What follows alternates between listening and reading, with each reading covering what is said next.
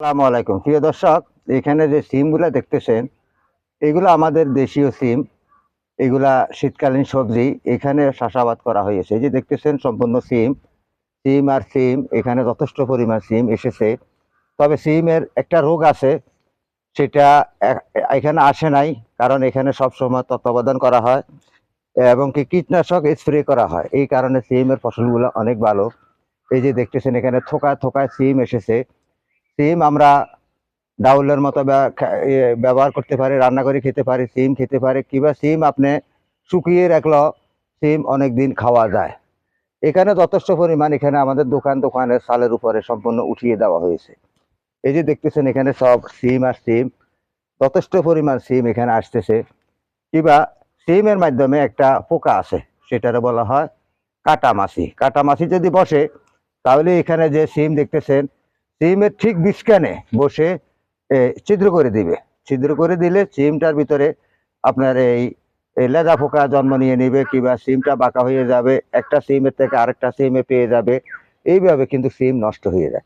দেখতেছেন এখানে যথেষ্ট পরিমাণে সিম এখানে হয়েছে। এই যে এখানে সিম, ওইখানে সিম, সব সিম আর সিম। প্রিয় দর্শক, আপনারা এই হিসাবে ইচ্ছা করলে চাষাবাদ করতে পারেন। চাষাবাদে যথেষ্ট পরিমাণ লাভ আছে। এই সিম আপনি বর্ষাকালে খেতে পারবেন, বিচি শুকিয়ে রাখলে। এখানে যে সিমগুলা দেখতেছেন, এই সিমগুলা কিন্তু এখানে স্প্রে করা হয়েছে, এবং কি চুলার শুকনো ছাই এখানে মারা হয়েছে।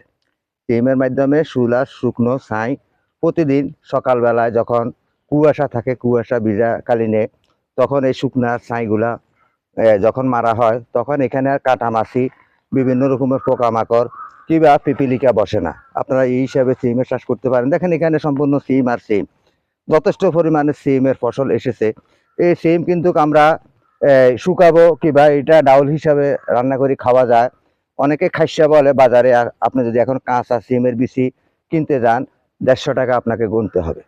এই হিসাবে সিমের চাষ এখানে করা হয়। প্রিয় দর্শক, আপনারা যেখানে সেখানে ব্যবহার করতে পারবেন, লাগাতে পারবেন।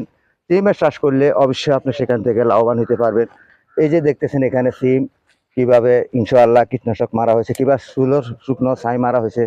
ছাইয়ের কারণে এই সিমগুলো এখানে আর কোনো সমস্যা হয় না, কাটামাছি এখানে কোনো ডিস্টার্ব করতে পারে না।